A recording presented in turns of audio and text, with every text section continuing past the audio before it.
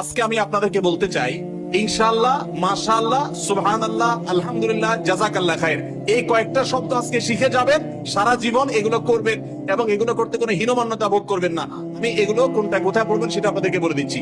ভবিষ্যতে যত কাজ করবেন, একটা দোস্তকে বলতেছেন, দোস্ত আমি আসতেছি, অথবা এই কাজটা আমি করব, ভবিষ্যতে যাই করবেন সবগুলোতে বলবেন ইনশাআল্লাহ, মানে আল্লাহ যদি চান তাহলে আমি করব।